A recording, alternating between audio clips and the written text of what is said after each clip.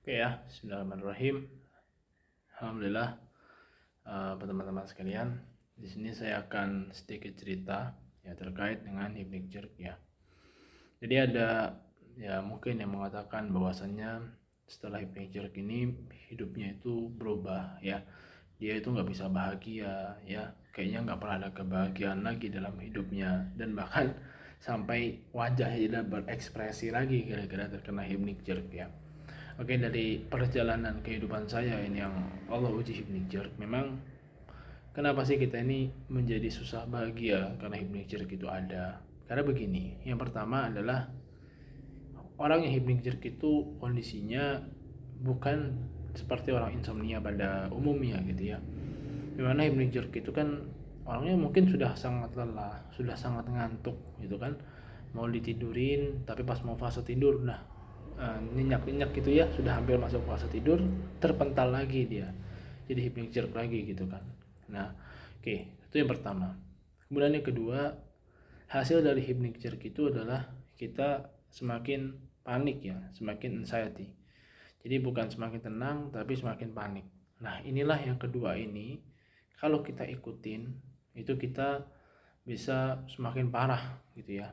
Nah, memang hypnic itu diperparah dengan adanya anxiety ya, meskipun hypnic itu menyebabkan anxiety tapi diperparah lagi kalau kita mengikuti anxiety kita ya. Lalu bagaimana sih caranya supaya kita tetap bahagia? Jadi sebenarnya orang bahagia itu adalah ketika kita ilmunya adalah ridho ya, memiliki ilmu ridho. Ridho itu artinya menerima segala ketentuan Allah, dan itu susah.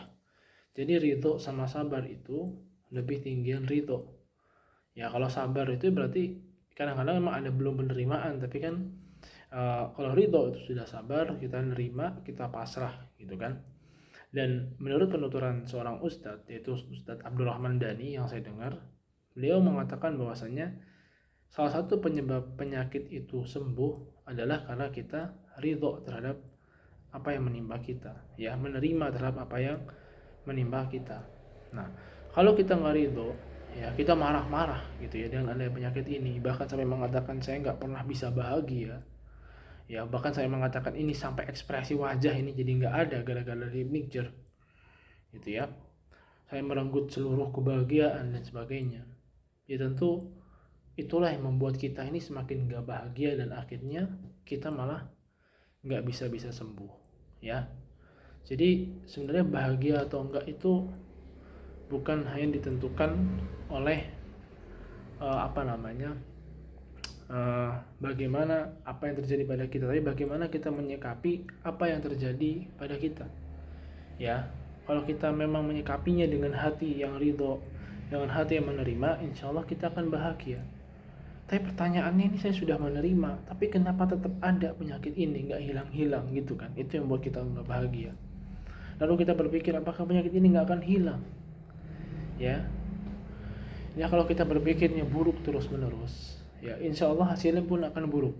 Yaitu dengan apa? Dengan selalu ada penyakit itu ya. Maka itu sebenarnya saya katakan bahwa saya, kalau semakin kita anxiety itu semakin gak bisa tidur ya, semakin kita browsing orang yang berputus asa terhadap rahmat Allah kalau dikasih penyakit ini ya, semakin kita nih nggak akan bisa tidur ya sampai kapanpun, dan kita akan terkungkung di dalam lingkaran itu.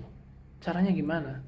Ya, Ibnu Qayyim al-Jauziyah sudah mengatakan bahwasanya kalau kita sakit itu lupakan saja penyakit kita.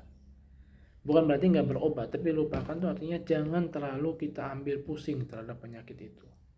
Ya, nah kita diuji oleh Allah Ibnu Jeruk ini. Ya, artinya sebenarnya nyatanya itu kita tidurnya itu cukup gitu kan. Ya, kemungkinan Ibnu Jeruk itu kan tidurnya itu kadang-kadang ya, karena malam ya rata-rata penderita Ibnu Jeruk itu bisa tidur sekitar 6 jam 7 jam ya. Tapi kan ada Ibnu Jeruk itu buat anxiety. Kadang-kadang kambuh, oke, kadang-kadang kambuh gitu kan. Tapi itu harus kita terima bahwa saya itu adalah part dari kehidupan kita dan itu perjalanan hidup kita.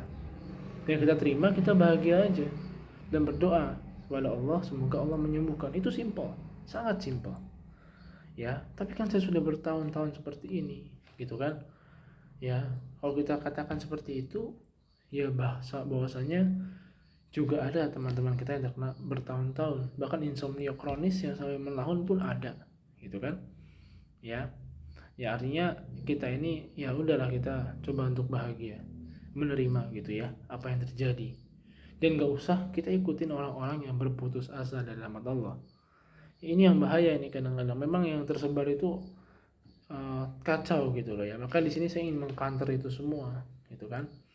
Bahwasanya kita punya Tuhan loh yang menyembuhkan kita, yang mengangkat penyakit kita, gitu ya, yang menidurkan kita, gitu kan. Siapa lagi yang menidurkan kita?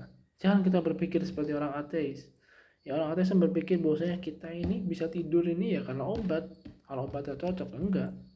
Saya pernah nyoba itu, minum aprazolam 2 butir, nggak buat saya tidur. Tapi minum pil apa namanya itu, lelap satu, tidur dengan izin Allah. Bahkan nggak minum apa-apa, tidur. Ya, itulah kenapa kita banyak-banyak berdoa dan mendekatkan diri pada Allah. Jadi untuk bahagia ya sudah, kita harus ridho menerima. Tapi kan saya cuma tidur sejam 2 jam setiap hari, terima dulu, insya Allah cepat. Ya awal mulanya juga saya begitu, cuma bisa tidur sejam 2 jam gitu ya, bahkan 0 jam. Tapi karena saya coba, udahlah berpasrah, terserah Allah mau nidurin saya atau enggak nidurin saya, ya lama-lama bisa sembuh dengan izin Allah. Kita percaya saja ya.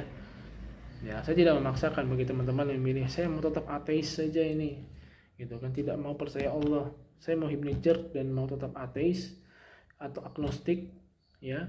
Saya tidak mau berdoa pada Tuhan, tidak mau berdoa pada Allah, saya bergantung pada obat-obatan, saya mau tetap berada di zona yang mana cuma bisa mengandalkan kekuatan manusia, ya silakan saja. Tapi kalau saya pribadi di sini saya tidak menyarankan itu. Tapi kalau teman-teman masih mau di situ, ya silahkan. Ya kalau masih mau seperti itu dan tetap mengandalkan obat sebagai kekuatan utama, ya silahkan. Ya itu saja sih ya. Barakallahu fikum.